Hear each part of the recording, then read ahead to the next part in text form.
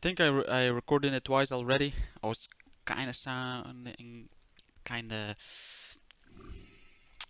really down, and I thought, why?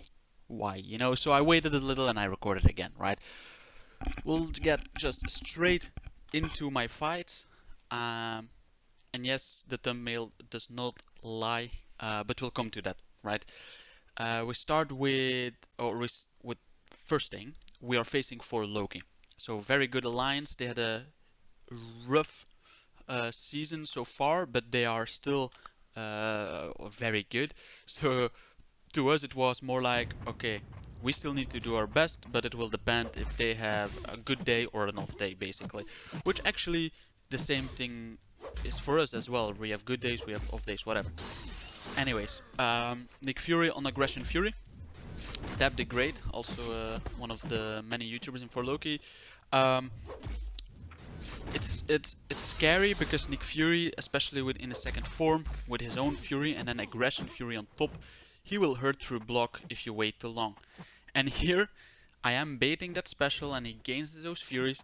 I really don't want to take a hit on the block. Uh, Luckily, he throws it when he has 6 Fury, or he has 5 Furies going on to 6. But because that's special 2, I can easily counter without getting anything from the SP2 on my block. With a full combo, I can get rid of 5 passive Furies, right? So as long as he was gonna throw the special 2, it was fine. And I mean, I had to bait it because I don't want to push him to an SP3, and I wouldn't kill him before he gets to an SP3 anyways.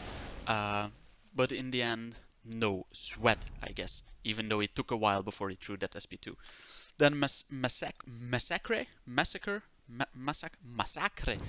Yes, sometimes some of these champions' names and even notes, I'm not English native speaking and whatever, right? But I think it's Massacre. Um, yeah, I mean, the notes quite literally are ignorable, especially for Massacre. The thing is that his SP2 can hurt on your block, but because it's power focus 1, he will never get to an SP2, right? He doesn't even need to, I don't need to bait a special, right? Because he is not going to an SP2 or an SP3. And the power alternator, the only thing there is you can't have like an SP3, I think. I don't think it interacts with the power 1 focus. You don't want to have an SP3 when he has like an SP1, because then he gets an SP3. I think it works like that on that node. Maybe it doesn't. The fight has never lasted long enough. Um, yeah. Also my team, Omega Red, as you saw the first 2 fights, and the third champ is Quake. So no Magneto, no Warlock, Quake. It's been a while in War, but for me it's never been a while Quaking. On the side account I Quake daily. Well, actually every 2 days, because I only Quake in War. I'm so bored of her in other content, I only Quake in War, really. And on the main I actually do Quake in a certain variation of AQ. But this Nova, so he's quakeable, even though his description says that he gains power when he dashes at you, and more power the longer the distance or whatever. But the concussion shuts that off, so when you're in the corner, it's basically the same as powerful from afar. If he dashes back, comes at you, you are heavying, so the concussion is on him. It's done. The rest of the nodes are thus ignorable as well. Uh, what are the nodes? I think heavy hitter, so you can't counter his heavy, but you never need to. What is? Oh, and also power alternator, but then again, you will never gain power, so you won't ever have more power than him. Whatever, right? Okay, easy fight. Next fight, basically also an easy fight. Japari Panther, she is new, and her shrug mechanic is not classified as a shrug, I guess, even though in her abilities it says that her cleanse, shrugs, has a 100% chance to shrug incoming debuffs. Which, I mean, it really does not make sense that someone like Omega Red or Apocalypse Archangel can't counter, right?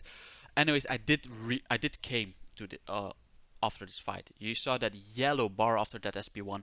But basically against Japari Panther, just know that she will shrug your first parry, so you can play it full stun immune, or only know that your debuffs will stick when her cleanse is on cooldown, right? So you have 8 seconds time for Omega Red to reset the degen or to apply degen, right? If she has cleanse, then you block. You don't do any other action, just parry, block, keep blocking, right? That's it. And on that note, note 24, you just want to minimize dex. If you dex once or twice, it's not even that bad. It will just cost you an extra pot or two.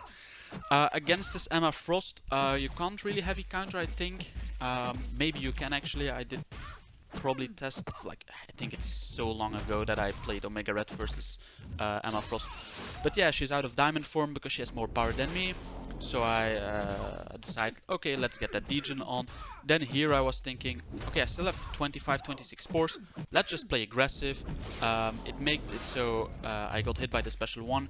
It was not really that I failed the dex, it was just more reckless of me.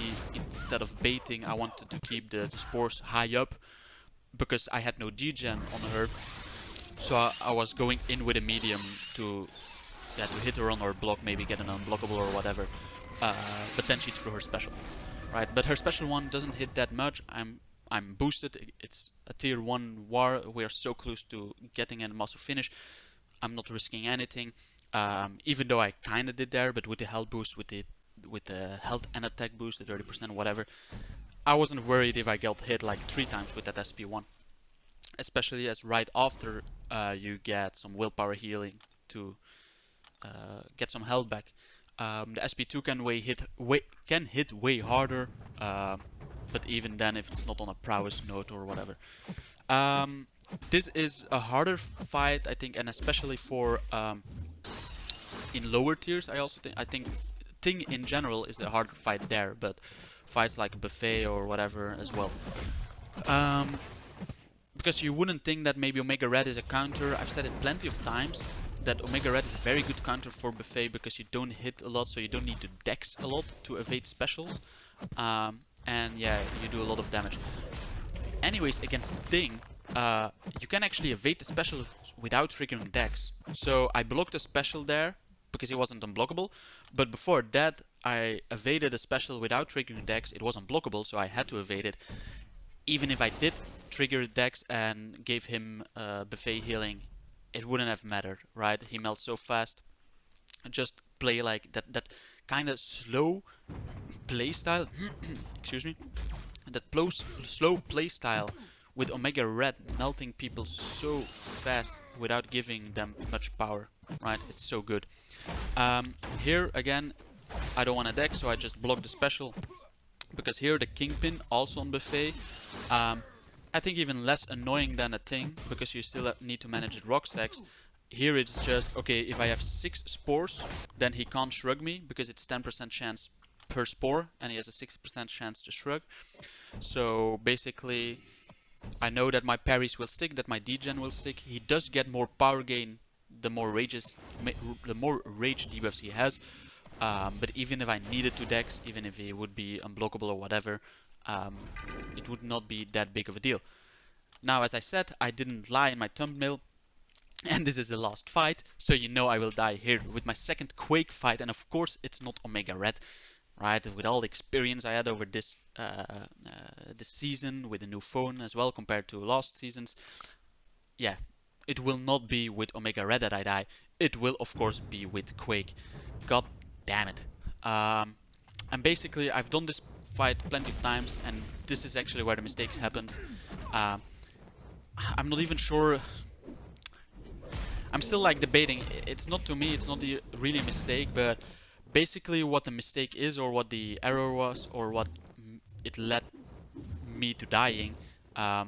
Basically here her power, or Dragon Man power gain is not shut off from my aftershock and whatever.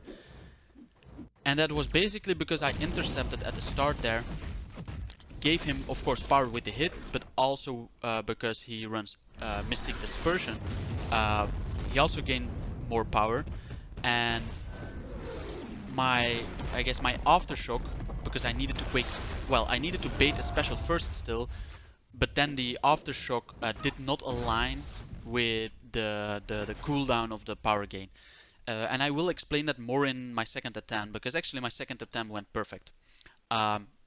because with Quake, and I really think that Quake is the best counter to this fight, because you don't need an invul boost, you don't need to rely, well, you need to rely on him throwing one special, basically. But let's say Red Hulk, you need to rely on him using specials constantly, kinda, because you can't shut down the power gain permanently. As well as if you have an invul boost, okay, fine, you can eat 3 special 3s, but he still gains like an unstoppable and unblockable after the SP3, so it's still like a little bit risky. Um, uh, yeah, to play that out after you ate an SP3. But basically, the trick with Quake is to, yeah, first not get cornered, and that's why I tried to hit him on the block, but I accidentally intercepted. Um, but yeah, you just wait till he almost reaches a bar of power. But I don't want to get cornered, so here I'm hitting on him on his block, and then I start Quaking before he gets a special one. Then he gets that special one, I evade a medium, I block the special one, or I bait the special one, but most often he throws that special one pretty quick after you evade. Um, and so the power gain is shut down, but because I started, or you or whoever plays, you start Quaking before before he throws the SP1, and before the power gain gets consumed, uh, your aftershock, I was looking at the for the word, the aftershock aligns so that the aftershock goes off and he's concussed while his power gains comes back. And what that means is that it does not come back because he's concussed. He has 100% ability accuracy reduction. Um, and that's why you need to do that. Now, I have had plenty of times on the side account, well, I say plenty, I had a few times on the side account where it did not align because he did not throw his SP1 fast enough or whatever, but I still managed to get rid of the power gain the second time around. But in this instance, in the first fight, I just got cornered and it was kind of impossible to to bait a special in the corners. And as you saw, he threw an SP3, right? And yeah, that got me cornered while he was unblockable and stoppable and whatever, right? It was annoying as hell because I have done the fight plenty of times on the side account. You just want to be relatively close to him, start Quaking. He comes and attack you, you auto evade, but you started your aftershock cycle. And that's basically what you want, that aftershock cycle, that it happens right before he gets an SP1. Then he gets an SP1, you want to bait that SP1, he throws that SP1, you block a part of the SP1 so the power gain gets consumed. And then when the power gain comes back, uh, normally he is concussed. It kind of depends still, because that's what I mean, but most often he does throw that SP1 pretty quickly. If you are evading, he comes at you, you dex. Most often, like 1 or 2 dexes, he throws that special one. Um, and then that aftershock ends, that cycle ends, and he will be concussed while power gain comes back. So yeah, and especially the first try with that invul boost, if I didn't get caught in a dash back as well, then I could have eaten that invul boost and maybe made it out as well, right? Because that's why I think that invul boost still is very handy, because you can, or as I mentioned on the alt, I did have times where I made it out, even with getting rid of the power gain the second aftershock cycle or the third aftershock cycle even. Um, but he was just more willingly to throw specials, or of course if he's not willing to throw specials but he threw that SP3, that you have an invul boost, but I did not have, so I ended up with 25% and in my corner, and then yeah, I kind of messed up. But yeah, anyways, we did lose the war, unfortunately, 5-9 in the end. At the start, it was a little bit closer. Um, so yeah, at the time that I died, I was very mad, sad, all the feelings that you could have. I was having them. Um, but then later on, other people as well died on even easier fights and whatever. So I mean, it is what it is. Anyways, how you look at it, it is what it is. Still 2 hours to go. It's a team game, so hopefully the entire team, the entire alliance, can get at least 1 win out of the last 2. So let's hope and let's see if that happens in the next videos. Bye.